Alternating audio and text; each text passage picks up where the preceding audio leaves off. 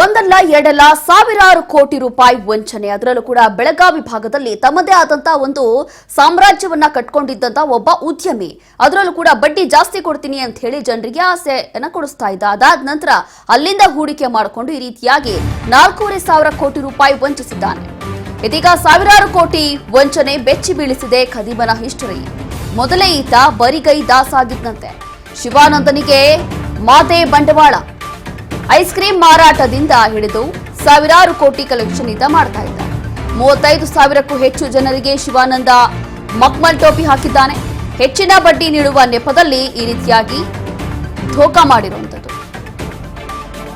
ಹೀಗೆ ಸಾವಿರಾರು ಕೋಟಿ ವಂಚನೆ ಬೆಚ್ಚಿ ಬೀಳಿಸ್ತಾ ಇದೆ ಈ ಖದೀಮನ ಹಿಸ್ಟರಿ. ಮಾತ್ರ ಮೊದಲು ಈತ ಬರಿಗೈ ದಾಸ ಆಗಿದ್ದಂತೆ.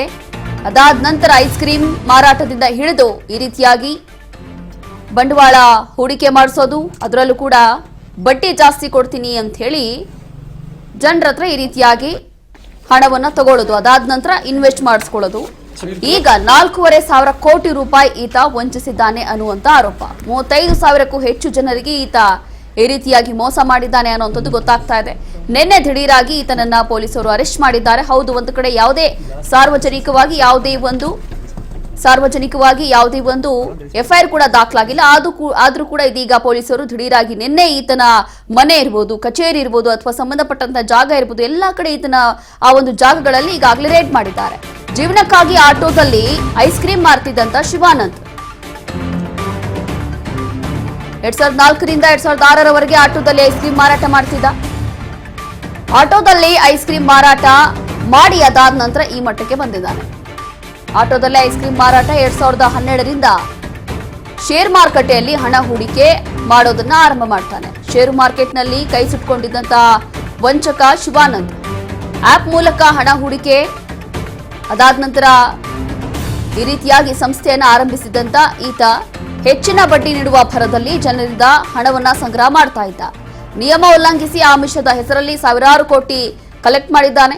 ಜನರಿಂದ ಈಗಾಗಲೇ 4,500 ಕೋಟಿ ಹಣವನ್ನ ಸಂಗ್ರಹ ಮಾಡಿದ್ದಾನೆ ಅನ್ನುವಂತ ಆರೋಪ ಈಗ ಕೇಳಿ ಬರ್ತಾ ಇದೆ. ಒಂದಲ್ಲ ಎರಡು ಅಲ್ಲ, 4,500 ಕೋಟಿ ರೂಪಾಯಿ ಈತ ವಂಚಿಸಿದ್ದಾನೆ ಅನ್ನುವಂಥದ್ದು ಈಗ ಸದ್ಯಕ್ಕೆ ಗೊತ್ತಾಗ್ತಾ ಇದೆ. ಮೊದಲನೇದಾಗಿ ಈತ ಯಾವುದೋ ಒಂದು ಆಟೋ ಡ್ರೈವಿಂಗ್ ಮಾಡ್ಕೊಂಡು ಐಸ್ ಕ್ರೀಮ್ ಮಾಡ್ಕೊಂಡಿರ್ತಾನೆ, ಏನು ಇರೋದಿಲ್ಲ ಅವನ ಹತ್ರ. ಅದಾದ ನಂತರ ಒಂದು ಬಿಸ್ನೆಸ್ ಆರಂಭ ಮಾಡ್ತಾನೆ. ಏನು ಅಂತಂದ್ರೆ ಈತ ಮೊದಲನೇದಾಗಿ ಬೇರೆ ಕಡೆ ಇನ್ವೆಸ್ಟ್ ಮಾಡ್ತಾನೆ ಹಣನ. ಅದಾದ ನಂತರ ಅಲ್ಲಿ ಲಾಸ್ ಆಗ್ಬಿಡುತ್ತೆ. ಆಮೇಲೆ ಈತನೇ ಒಂದು ಬಿಸ್ನೆಸ್ ಮಾಡಕ್ ಆರಂಭ ಮಾಡ್ತಾನೆ. ಅಂತಂದ್ರೆ ಇನ್ವೆಸ್ಟ್ ಮಾಡಿಸ್ಕೊಳ್ಳೋದು, ಬೇರೆಯವ್ರ ಹತ್ರ ಇನ್ವೆಸ್ಟ್ ಮಾಡಿಸ್ಕೊಳ್ಳೋದು, ಅದರಲ್ಲೂ ಕೂಡ ಬಡ್ಡಿ ಜಾಸ್ತಿ ಕೊಡ್ತೀನಿ ಅಂತ ಹೇಳಿ ಹಣವನ್ನ ಹೂಡಿಕೆ ಮಾಡಿಸೋದು. ಅದಾದ ನಂತರ ಅವರಿಗೆ ಈ ರೀತಿಯಾಗಿ ಮಕ್ಮಲ್ ಟೋಪಿ ಹಾಕೋ ಮೂಲಕ ವಂಚಿಸಿದ್ದಾನೆ ಅನ್ನೋಂಥದ್ದು ಗೊತ್ತಾಗ್ತಾ ಇದೆ. ಹೆಚ್ಚಿನ ಬಡ್ಡಿ ನೀಡುವ ಭರದಲ್ಲಿ ಅದೆಷ್ಟೋ ಜನ 35,000ಕ್ಕೂ ಹೆಚ್ಚು ಜನ ಈತನ ಹತ್ರ ಈಗಾಗಲೇ ಇನ್ವೆಸ್ಟ್ ಮಾಡಿರ್ತಾರೆ. ಇದರಲ್ಲಿ 45,000 ಕೋಟಿ ಹಣ ಈತ ಪಂಗನಾಮ ಇಟ್ಟಿದ್ದಾನೆ ಅನ್ನುವಂಥದ್ದು ಈಗ ಗೊತ್ತಾಗ್ತಾ ಇದೆ. ನಿನ್ನೆಯಿಂದ ವಿಚಾರಣೆ ನಡೆಸ್ತಾ ಇದ್ದಾರೆ ಪೊಲೀಸರು. ಕೇಳಿದಾಗ ಈತ ಹೇಳಿದ್ದು ಓಂ ನಮಃ ಶಿವಾಯ ಅಂತ ಹೇಳಿ ಕೈ ಮುಗಿತಾನೆ. ಅದಾದ ನಂತರ ಎಲ್ಲರಿಗೂ ಕೂಡ ಒಳ್ಳೇದಾಗ್ಲಿ, ಆ ಒಂದು ಆರೋಪ ಸತ್ಯ ಇದೆಯೋ ಸುಳ್ಳಿದೆಯೋ ನನಗೆ ಗೊತ್ತಿಲ್ಲ ಅಂತ ಹೇಳಿ ಅಲ್ಲೇ ನ್ಯೂಟ್ರಲ್ ಆಗ್ತಾನೆ. ಬಟ್ ಇದರಲ್ಲಿ ಈಗಲೂ ಕೂಡ ಸತ್ಯ ಏನು ಸುಳ್ಳೇನು ಅನ್ನೋಂಥದ್ದು ಕನ್ಫರ್ಮ್ ಆಗಿಲ್ಲ. ಸದ್ಯಕ್ಕೆ ತನಿಖೆ ನಡೀತಾ ಇದೆ. ಆಪ್ ಮೂಲಕ ಹಣ ಹೂಡಿಕೆ ಸಂಸ್ಥೆಯನ್ನ ಆರಂಭ ಮಾಡ್ತಾನೆ. ಅದಾದ ನಂತರ ಬೆಳಗಾವಿ ಭಾಗದಲ್ಲಿ ಒಂದು ಫೇಮಸ್ ಆಗ್ತಾನೆ, ಒಂದು ಹೆಸರು ಮಾಡ್ಕೊಳ್ತಾನೆ. ಸೋಷಿಯಲ್ ಮೀಡಿಯಾದಲ್ಲಿ ಕೆಲವೊಂದು ಭಾಷಣಗಳನ್ನ ಬೀಗ್ತಾನೆ. ಅಂತಂದ್ರೆ ಈ ರೀತಿಯಾಗಿ ಇವರ ಸಂಸ್ಥೆಯಲ್ಲಿ ಹಣವನ್ನ ಹೂಡಿಕೆ ಮಾಡಿದ್ರೆ ಬಡ್ಡಿ ಜಾಸ್ತಿ ಕೊಡ್ತೀನಿ ಅಂತ ಹೇಳಿ. ಬೆಳಗಾವಿಯಲ್ಲಿ 4,500 ಕೋಟಿ ವಂಚನೆ ಪ್ರಕರಣಕ್ಕೆ ಸಂಬಂಧಪಟ್ಟಂತೆ ಶಿವಾನಂದ ಕಚೇರಿಯಲ್ಲಿ ಖಾಕಿ ಇಂಚಿಂಚು ತಲಾಶ್ ನಡೆಸಿದೆ. ಕಚೇರಿಯಲ್ಲಿ ಬಾಂಡ್ ಪೇಪರ್, ಚೆಕ್ ಕೂಡ ಕಂಡು ಶಾಕ್ ಆಗಿದ್ದಾರೆ ಪೊಲೀಸ್ ಅವರೇ. ಒಂದೇ ವಾರದಲ್ಲಿ ಹೂಡಿಕೆ ಆಗಬೇಕಿತ್ತು 50 ಕೋಟಿ ರೂಪಾಯಿ. ಹೂಡಿಕೆದಾರರಿಗೆ ನೀಡಬೇಕಾಗಿದ್ದಂತ ಬಾಂಡ್ ಪೇಪರ್ ಈಗ ಪತ್ತೆಯಾಗಿದೆ. ಕಚೇರಿಯಲ್ಲಿ 3,700 ಚೆಕ್ ಬಾಂಡ್ ಪೇಪರ್ ಈಗ ಪತ್ತೆಯಾಗಿದೆ. ಇದೆಲ್ಲವೂ ಕೂಡ ನೋಡಿರುವಂತಹ ಪೊಲೀಸ್ ಅವರಿಗೆ ಒಂದು ಕ್ಷಣ ಶಾಕ್ ಆಗಿದೆ. ಈಗ ಚೆಕ್ ಬಾಂಡ್ ಪೇಪರ್ಗೆ ಸಹಿ ಮಾಡಿದಂತ ಶಿವಾನಂದ್ ಹೀಗೆ ಇನ್ನ ಎಷ್ಟು ದೊಡ್ಡ ಮಟ್ಟದಲ್ಲಿ ಈತ ವಂಚಿಸಿದ್ದಾನೆ ಅಥವಾ ಎಷ್ಟು ದೊಡ್ಡ ಮಟ್ಟದಲ್ಲಿ ಬಿಸ್ನೆಸ್ ಹೆಸರಲ್ಲಿ ಈತ ಎಲ್ಲರಿಗೂ ಕೂಡ ಪಂಗನಾಮ ಇಡ್ತಿದ್ದ ಅನ್ನೋಂಥದ್ದು ಇಲ್ಲೇ ಗೊತ್ತಾಗುತ್ತೆ. ನೋಡಿ, ಕೆಲವೊಂದು ಡಾಕ್ಯುಮೆಂಟ್ಸ್ ಗಳನ್ನ ನೋಡಿ ಪೊಲೀಸ್ ಅವರೇ ಶಾಕ್ ಆಗಿದ್ದಾರೆ. ಈ ಒಂದು ಕೇಸಲ್ಲಿ ಚೆಕ್ ಇರ್ಬೋದು ಅಥವಾ ಬಾಂಡ್ ಪೇಪರ್ ಇದೆಲ್ಲವೂ ಕೂಡ ನೋಡಿರುವಂತಹ ಪೊಲೀಸ್ ಅವರೇ ಒಂದು ಕ್ಷಣ ಶಾಕ್ ಆಗಿದ್ದಾರೆ. ಒಂದೇ ವಾರದಲ್ಲಿ ಹೂಡಿಕೆ ಆಗಬೇಕಿತ್ತಂತೆ 50 ಕೋಟಿ ರೂಪಾಯಿ. 50 ಕೋಟಿ ಒಂದಲ್ಲ ಎರಡಲ್ಲ, ಈಗಾಗಲೇ ಸಾವಿರಾರು ಕೋಟಿ ವಂಚಿಸಿದ್ದಾನೆ. ಈಗ ಒಂದೇ ವಾರದಲ್ಲಿ 50 ಕೋಟಿ ಕೂಡ ಪೇಪರ್ ಕೂಡ ಇದೀಗ ಪತ್ತೆ ಆಗಿರುವಂತದ್ದು. ಮತ್ತಷ್ಟು ಡೀಟೇಲ್ಸ್ ಕೊಡ್ತಾರೆ ನಮ್ಮ ಪ್ರತಿನಿಧಿ ಮಂಜುನಾಥ್, ಈಗ ಈ ಒಂದು ಪ್ರಕರಣ ಎಲ್ಲಿವರೆಗೂ ಹೋಗಿದೆ ಅಂತಂದ್ರೆ ತನಿಖೆಯಲ್ಲೇ ಒಂದೊಂದೇ ಸತ್ಯ ಹೊರಗೆ ಬರ್ತಾ ಇದೆ ಅಂತಂದ್ರೆ 4,500 ಕೋಟಿ ವಂಚನೆ ಪ್ರಕರಣ ಏನಿದೆ ಈಗ ತನಿಖೆ ಎಲ್ಲಿವರೆಗೂ ಹೋಗಿದೆ, ಈತ ಇವಾಗ ಏನ್ ಹೇಳ್ತಾ ಇದ್ದಾನೆ, ಅದರಲ್ಲೂ ಕೂಡ ತುಂಬಾ ನ್ಯೂಟ್ರಲ್ ಆಗಿ ಉತ್ತರ ಕೊಟ್ಟಿದ್ದ. ಏನು ಕೂಡ ಎಲ್ಲರಿಗೂ ಕೂಡ ಒಳ್ಳೇದಾಗ್ಲಿ ಅಥವಾ ಓಂ ನಮಃ ಶಿವಾಯ ಅನ್ನೋಂಥದ್ದು ಹೇಳಿ ಅದಾದ ನಂತರ ಏನೂ ತಪ್ಪು ಮಾಡದೆ ಇಲ್ಲೋ ರೀತಿಯಾಗಿ ಬಿಂಬಿಸಿದ್ದ. ಈಗೇನ್ ಹೇಳ್ತಿದ್ದಾನೆ? ರೋಶಿನಿ, ಖಂಡಿತವಾದ ಏನ್ ಇವತ್ತು ಪೊಲೀಸರು ಕೂಡ ಏನ್ ನಿನ್ನೆ ಬಂಧನ ಮಾಡಿದ್ರು, ಅದಾದ ಬಳಿಕ ಇವತ್ತು ಬೆಳಗ್ಗೆ ಏನೋ ಮನೆ ಇರ್ಬೋದು, ಅದೇ ರೀತಿ ಆಫೀಸ್ ಇರ್ಬೋದು, ಎಲ್ಲವೂ ಕೂಡ ಮತ್ತೆ ಪರಿಶೀಲನೆಗೆ ಇಳಿದಿರ್ತಕ್ಕಂಥದ್ದು. ಪೊಲೀಸರಿಗೆ ಸಿಕ್ಕ ಮಾಹಿತಿ ಪ್ರಕಾರ ಈಗ 50 ಕೋಟಿ ಏನು ಇದೇ ವಾರದಲ್ಲಿ ಇನ್ವೆಸ್ಟ್ ಮಾಡ್ಲಿಕ್ಕೆ ಎಲ್ಲ ಬಾಂಡ್ ಆಗಿರ್ಬೋದು, ಚೆಕ್ ಆಗಿರ್ಬೋದು, ಎಲ್ಲವೂ ಕೂಡ ಆಫೀಸ್ ನಲ್ಲಿ ತಯಾರು ಮಾಡಿ ಇಟ್ಟಿರ್ತಕ್ಕಂಥ ಮಾಹಿತಿ ಸಿಕ್ಕಿರ್ತಕ್ಕಂಥದ್ದು ಪೊಲೀಸರಿಗೆ.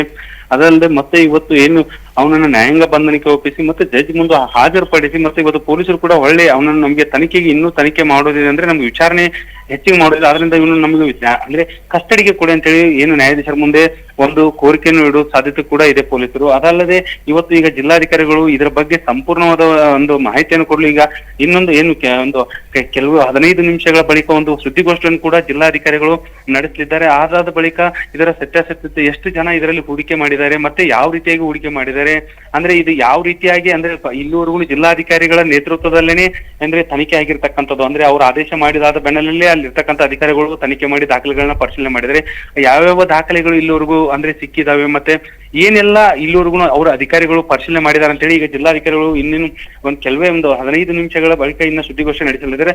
ಅದಾದ ಬಳಿಕ ಇದರ ಸಂಪೂರ್ಣವಾದಂತ ಏನು ಈ ಶಿವಾನಂದ್ ನಿಲಾನೂರ್ ಅನ್ನುವಂತ ಈ ವ್ಯಕ್ತಿಗೆ ಸೇರಿರ್ತಕ್ಕಂಥ ಏನು ಶಿವಮ್ ಅಸೋಸಿಯೇಟ್ಸ್ ಇದೆ, ಇದು ಯಾವ ರೀತಿಯಾಗಿ ಕಾರ್ಯನಿರ್ವಹಿಸುತ್ತಿತ್ತು, ಯಾವ ರೀತಿಯಾಗಿ ಇವರು ಜನರಿಂದ ಹಣ ಸಂಗ್ರಹಣೆ ಮಾಡ್ತಿದ್ರು, ಇದೆಲ್ಲವನ್ನು ಕುರಿತು ಈಗ ಜಿಲ್ಲಾಧಿಕಾರಿಗಳು ಒಂದು ಸುದ್ದಿಗೋಷ್ಠಿಯನ್ನು ನಡೆಸಲಿದ್ದಾರೆ. ರೋಶಿನಿ, ಎಸ್ ಮಂಜುನಾಥ್, ಈಗ ಇಷ್ಟು ದೊಡ್ಡ ಮಟ್ಟದ ಜಾಲ ಅಥವಾ ಇಷ್ಟು ದೊಡ್ಡ ಮಟ್ಟದ ಇವನು ವಂಚನೆ ಮಾಡ್ತಾ ಇದ್ದ ಅಂತಂದ್ರೆ ಬಹುಶಃ ಇವನು ಒಬ್ಬನೇ ಮಾಡ್ಲಿಕ್ಕೆ ಸಾಧ್ಯ ಇಲ್ಲ. ಈ ಹಿಂದೆ ಏನಾದ್ರು ಅಂತಂದ್ರೆ ಇವನ್ ಹಿಂದೆ ಯಾರಾದ್ರೂ ಪ್ರಭಾವಿ ವ್ಯಕ್ತಿಗಳು ಇರುವಂತದ್ದು ಅಥವಾ ಬೇರೆ ಏನಾದ್ರು ಗ್ಯಾಂಗ್ ಇರುವಂತದ್ದು ಆತರ ಏನಾದ್ರು ಇದೆಯಾ ಅಂತ ಏನ್ ಹೇಳಿದ್ದಾರೆ ಪೊಲೀಸರು ಅಂತ? ಖಂಡಿತವಾಗ್ಲೂ ರಜನಿ, ಇಲ್ಲಿವರೆಗೂ ಕೂಡ ಪೊಲೀಸರು ಯಾವುದೇ ರೀತಿಯಾದಂತಹ ರಾಜಕಾರಣಿ ಆಗಿರ್ಬೋದು, ಪ್ರಭಾವಿ ವ್ಯಕ್ತಿಗಳಾಗಿರ್ಬೋದು, ಆದ ರೀತಿಯಾದಂತ ಯಾವುದೇ ಒಂದು ಸುಳಿವು ಕೂಡ ಕಂಡು ಬಂದಿಲ್ಲ ಅಂತ ಹೇಳಿ ಏನು ಪೊಲೀಸರ ಪ್ರಾಥಮಿಕ ಮಾಹಿತಿಯಲ್ಲಿ ಕಂಡು ಬರ್ತಾ ಇರತಕ್ಕಂಥದ್ದು. ಈಗ ವಿಚಾರಣೆ ಕೂಡ ನಡೆಸ್ತಾ ಇರುವಂತದ್ದು. ಮುಂದೆ ಯಾವ ರೀತಿಯಾಗಿ ಏನು ವಿಚಾರಣೆ ಒಳಪಡಿಸ್ತಾರೆ ಅದರ ಮೇಲೆ ಇದು ಯಾವಾದ್ರೂ ಪ್ರಭಾವಿ ವ್ಯಕ್ತಿಗಳು ಇದಾರಾ ಅಥವಾ ಏನಾದ್ರೂ ಇವನೇ ಅಂದ್ರೆ ವೈಯಕ್ತಿಕವಾಗಿ ಏನು ತಾನೇ ಆದಂತ ಒಂದು ಗುಂಪನ್ನ ಕಟ್ಕೊಂಡು ಈ ರೀತಿ ಮಾಡಿದಾನ ಅಂತ ಹೇಳಿ ಪೊಲೀಸರು ತನಿಖೆ ಆದ ಬಳಿಕ ತಿಳಿದಿದೆ. ರೋಶಿನಿ, ಥ್ಯಾಂಕ್ ಯು ಮಂಜುನಾಥ್, ನಿಮ್ಮೆಲ್ಲ ಡೀಟೇಲ್ಸ್ಗಾಗಿ.